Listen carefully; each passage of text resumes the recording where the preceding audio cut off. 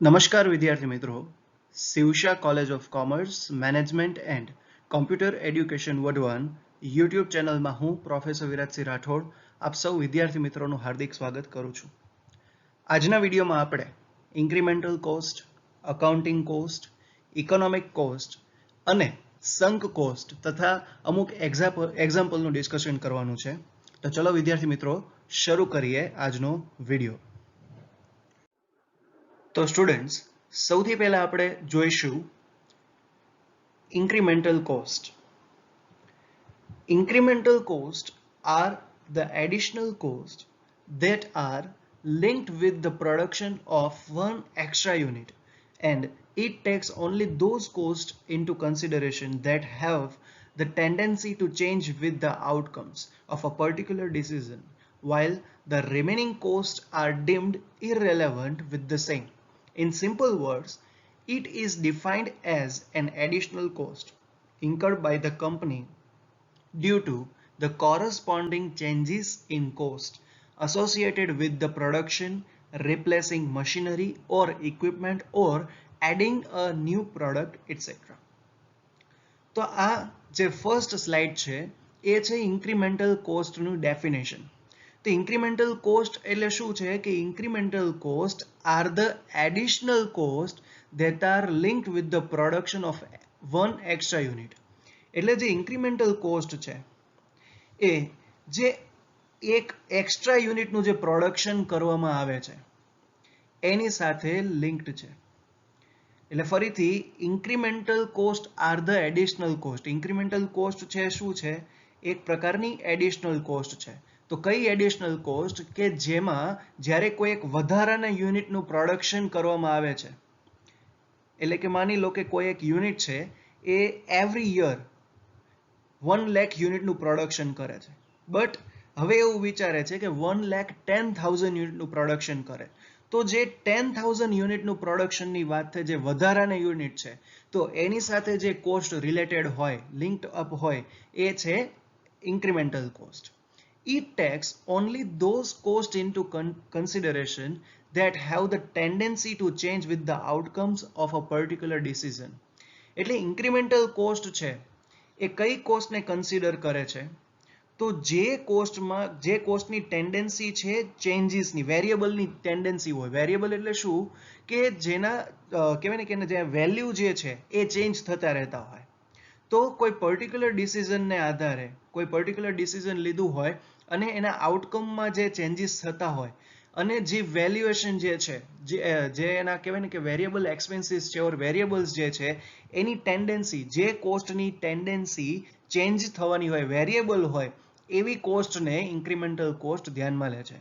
એટલે ફરીથી incremental cost જે છે એ કઈ કોસ્ટને કન્સિડર કરે છે? તો આઉટકમના ટાઈમ પર, એટલે કે જ્યારે જે યુનિટનું પ્રોડક્શન થાય છે એ યુનિટના પ્રોડક્શનમાં જે કોસ્ટની ટેન્ડન્સી, ચેન્જીસ જે છે, વેરિયેબલની જે છે, એવી કોસ્ટને ઇન્ક્રીમેન્ટલ કોસ્ટ ધ્યાનમાં રાખે છે. while the remaining costs are deemed irrelevant with the same. અને જે કોસ્ટમાં કોઈ ચેન્જીસ થતા નથી, ફિક્સ્ડ હોય છે, એ સેમ રહે છે. એમાં જે કહેવાય ને કે પહેલાની જે વેલ્યુ હોય એના એ જ રિમેનિંગ જે છે કોસ્ટ એ સેમ રહે છે, એમાં કોઈ ચેન્જીસ થતા નથી. In simple words, it is defined as an additional cost incurred by the company due to the corresponding changes in cost associated with the production, replacing machinery or equipment, or adding a new product.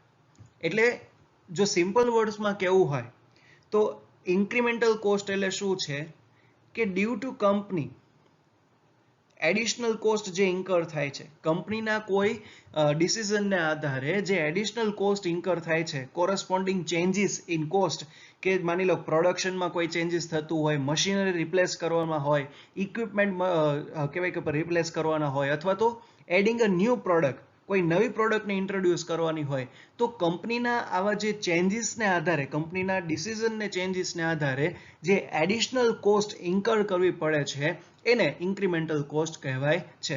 તો ફરીથી incremental cost એટલે શું છે કે કોઈ એક વધારાના production માટે, કોઈ એક વધારાના યુનિટના પ્રોડક્શન માટે જે કોસ્ટ થાય છે એ ઇન્ક્રીમેન્ટલ કોસ્ટ છે.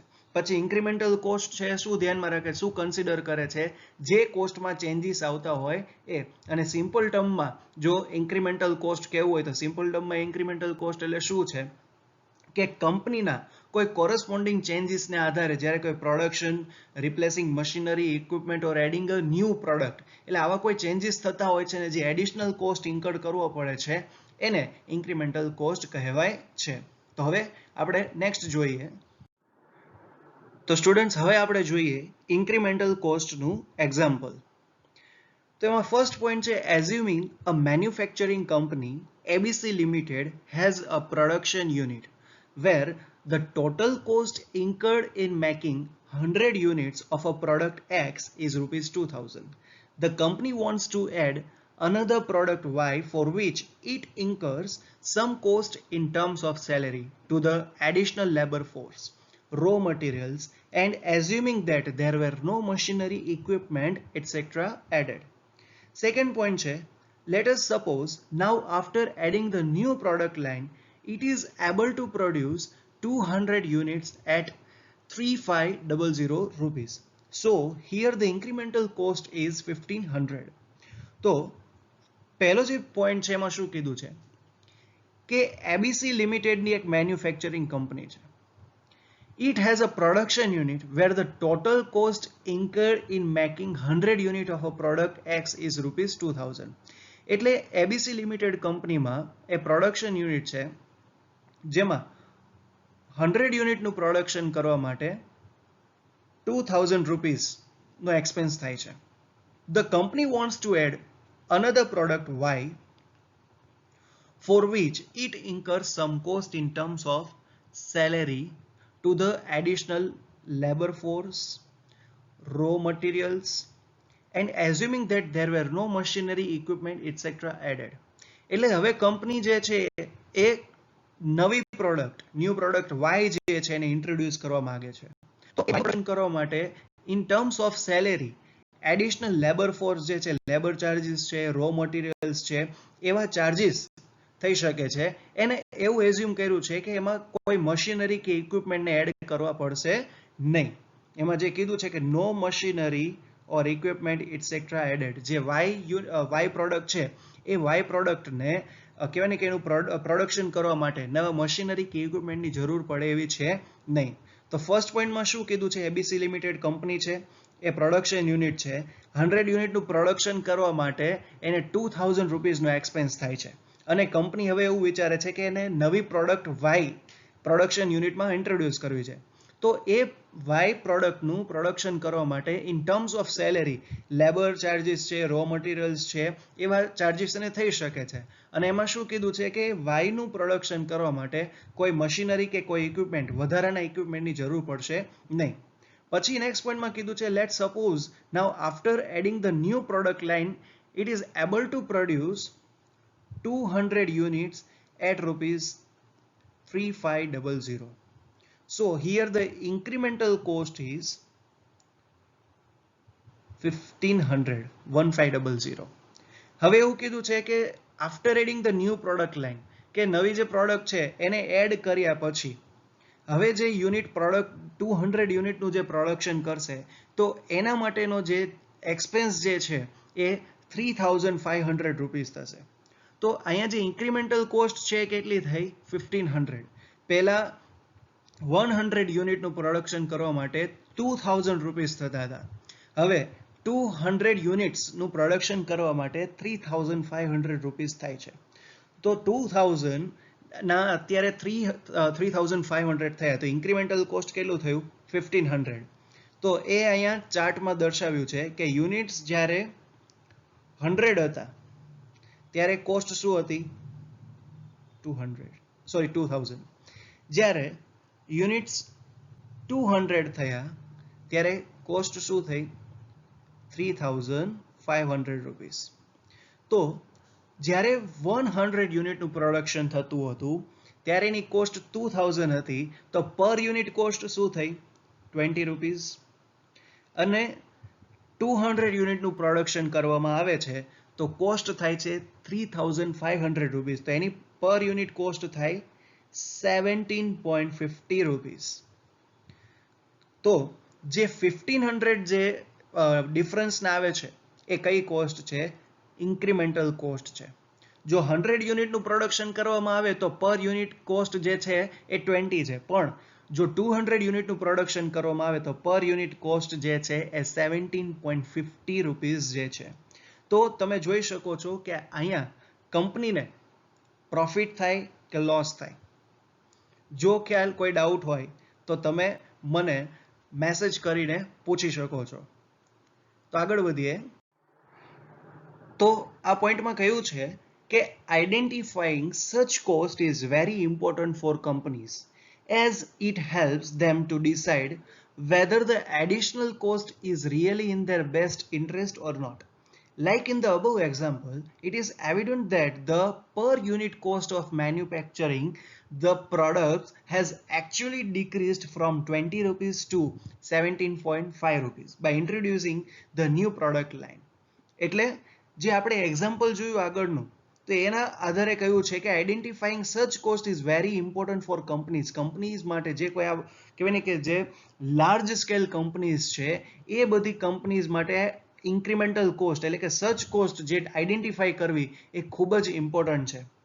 શા માટે? Because it helps them to decide whether the additional cost is really in their best interest or not.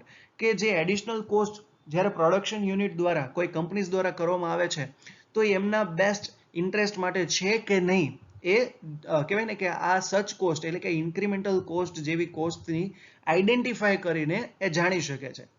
Like in the above example, it is evident that the per unit cost of manufacturing the product has actually decreased. કે આપણે જે આગળનું example જોયું એમાં શું હતું કે પર યુનિટ જે કોસ્ટ જે છે, per unit cost of manufacturing the product એ શું થયું છે? એમાં ઘટાડો થયો છે.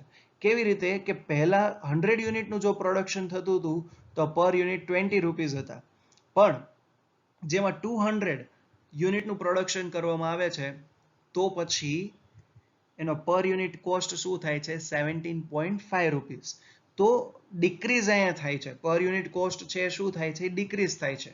ઓકે, તો આ હતું ઇન્ક્રીમેન્ટલ કોસ્ટ. હવે એની સમરી જોઈએ. તો સ્ટુડન્ટ્સ આપણે જે ઇન્ક્રીમેન્ટલ કોસ્ટ જોયું એની સમરી છે.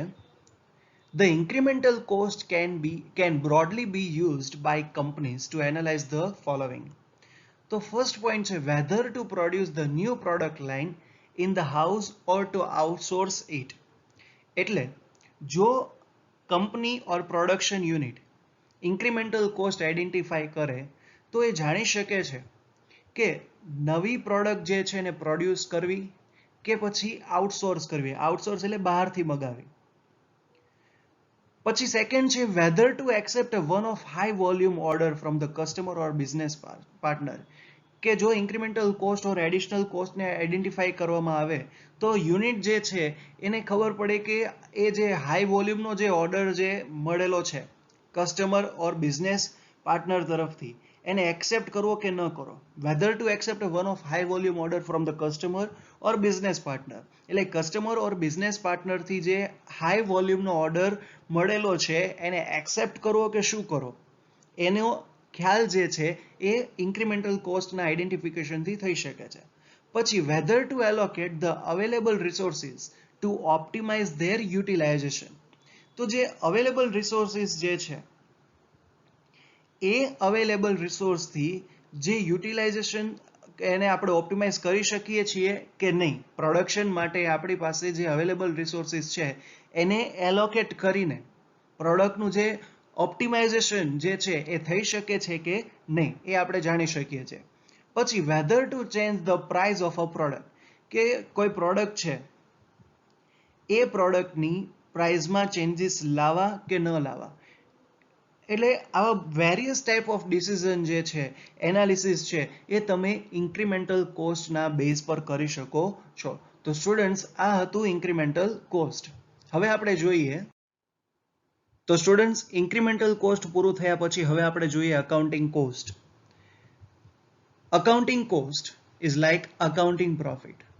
Follows the basic principles of accounting. In simple terms, accounting cost is the overall cost of anything your business has paid for. તો અકાઉન્ટિંગ કોસ્ટ જે છે એ શેની જેમ છે? It is like accounting profit, because it follows the basic principles of accounting. અકાઉન્ટિંગના જે basic principles છે એને accounting cost follow કરે છે. પછી in simple terms, accounting cost is the overall cost of anything your business has paid for. એટલે accounting cost એ શું છે? It is one type of overall cost. Business દ્વારા જે કંઈ પણ પે કરવામાં આવેલું હોય તો એ ઓવરઓલ કોસ્ટ જે છે એને અકાઉન્ટિંગ કોસ્ટ કહે છે.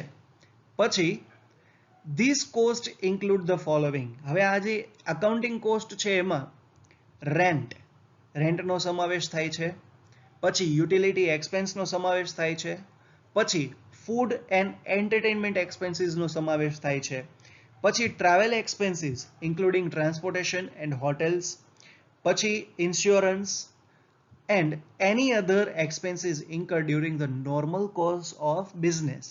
એટલે બિઝનેસ દરમિયાન જે બીજા કોઈ એક્સપેન્સીસ થયા હોય તો એનો પણ એડિશન જે છે એ અકાઉન્ટિંગ કોસ્ટમાં થાય છે. તો ફરીથી અકાઉન્ટિંગ કોસ્ટમાં rent, utility expenses, food and entertainment expense, travel expense including transportation or hotels, pachi insurance and any other expenses incurred during the normal course of business. તો બિઝનેસના ટાઈમ ડ્યુરેશન દરમિયાન જેટલા પણ એક્સપેન્સીસ થયા હોય છે એ શેમાં ઇન્ક્લુડ થાય છે? અકાઉન્ટિંગ કોસ્ટમાં. પછી આપણે નેક્સ્ટ જોઈએ. અકાઉન્ટિંગ કોસ્ટનો નેક્સ્ટ પોઈન્ટ છે, all of the expenses listed above are considered explicit cost, which means they are direct costs associated with your business. These costs are automatically accounted for each time an expense is recorded in your accounting software or ledgers. તો આપણે આની પહેલાની સ્લાઇડમાં જેટલા પણ expenses જોયા એ બધા expenses છે કયા એક્સપેન્સીસ છે? એક્સપ્લિસિટ કોસ્ટ છે, which means they are direct cost. એ બધા કોસ્ટ છે કયા કોસ્ટ છે? ડાયરેક્ટ કોસ્ટ છે. પછી these costs are automatically accounted for each time an expense is recorded in your accounting software. તો આ જે કોસ્ટ જે છે એ ઓટોમેટિકલી અકાઉન્ટેડ, એટલે કે એની એન્ટ્રી જે છે ઓટોમેટિકલી થઈ જાય છે. તો ક્યારે? જ્યારે અકાઉન્ટિંગ સોફ્ટવેરમાં આ જે કોસ્ટ જે છે એક્સપ્લિસિટ કોસ્ટ છે એને રેકોર્ડ કરવામાં આવે છે ત્યારે એના ટ્રાન્ઝેક્શનની એન્ટ્રી જે છે એ ઓટોમેટિકલી થઈ જાય છે.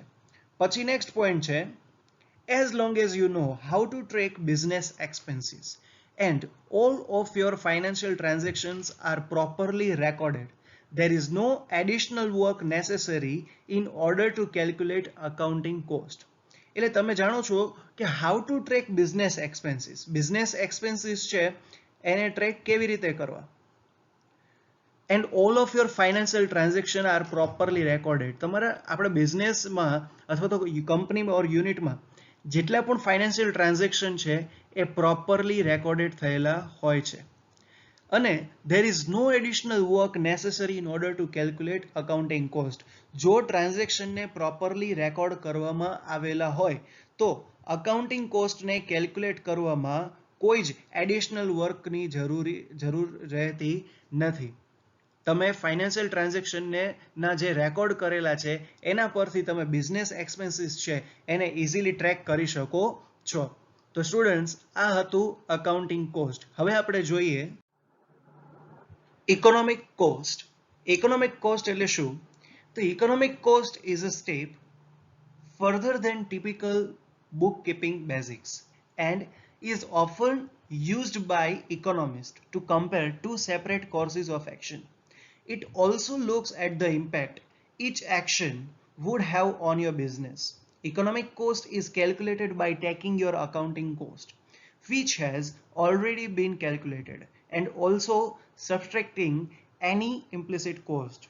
તો economic cost માં શું કીધું છે? It is a step further than typical bookkeeping basic. એટલે જે bookkeeping process છે એનાથી થોડો એડવાન્સ કોસ્ટ હોય તો એ છે ઇકોનોમિક કોસ્ટ.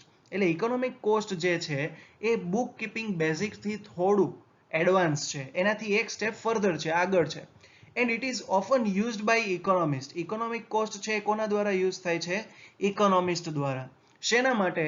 તો two compare to separate courses of action. જે એક્શન્સ યુનિટ ઓર બિઝનેસ યુનિટ ઓર કંપનીમાં થયેલી છે એ એક્શનને સેપરેટલી કમ્પેર કરવા માટે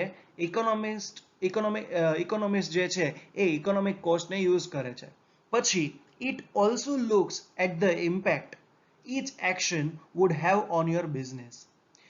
યુનિટ દ્વારા, ઓર્ગેનાઇઝેશન દ્વારા અથવા તો બિઝનેસ કે કોઈ કંપની દ્વારા જેટલા પણ ડિસિઝન લેવામાં આવેલા છે તો એ કોસ્ટની અથવા તો એના ડિસિઝનની બિઝનેસ પર શું ઇમ્પેક્ટ થશે એને પણ જોવે છે. કોઈ એક્શન જે છે, કોઈ પણ એક્શન જે યુનિટ દ્વારા કરવામાં આવેલું છે એની બિઝનેસ પર એની ઇમ્પેક્ટ શું હશે એ પણ જોવે છે. પછી economic cost is calculated by taking your accounting cost. Economic cost જે છે એ અકાઉન્ટિંગ કોસ્ટને ધ્યાનમાં રાખીને નક્કી કરવામાં આવે છે, which has already been calculated. Accounting cost જે ઓલરેડી કેલ્ક્યુલેટેડ છે એના બેઝ પર ઇકોનોમિક કોસ્ટ નક્કી કરવામાં આવે છે. And also subtracting any implicit cost. જે ઇમ્પ્લિસિટ કોસ્ટ છે એને એમાંથી સબસ્ટ્રેક્ટ કરવામાં આવે છે. ઇમ્પ્લિસિટ કોસ્ટ એટલે શું થાય? One type of indirect cost, જે આપણે આગળ જોયું હતું. પછી નેક્સ્ટ પોઈન્ટ છે, implicit costs are calculated by analyzing your current resources and estimating the cost of those resources as well as their impact to your business should you decide to utilize them in a different way. તો implicit cost માં શું કીધું છે?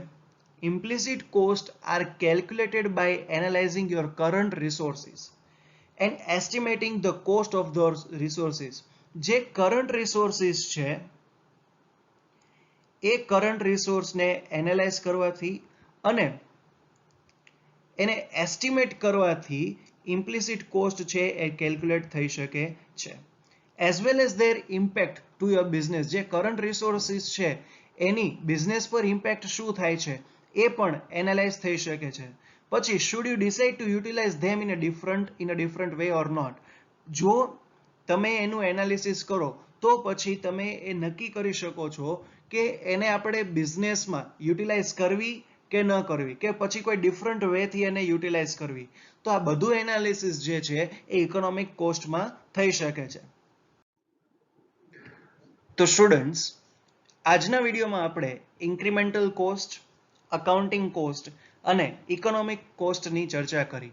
આવનારા વિડીયોમાં આપણે sunk cost અને એના એક્ઝામ્પલ વિશે તથા જે બાકીના ફિક્સ્ડ કોસ્ટ છે, વેરિયેબલ કોસ્ટ છે એની ચર્ચા કરીશું. જો આ વિડીયો ગમે તો વિડીયોને લાઈક કરજો, શેર કરજો અને કોઈ પણ ડાઉટ હોય તો પર્સનલ મેસેજ ઓર તમે કોલ કરીને પૂછી શકો છો. Thank you so much students for watching this video. Bye bye.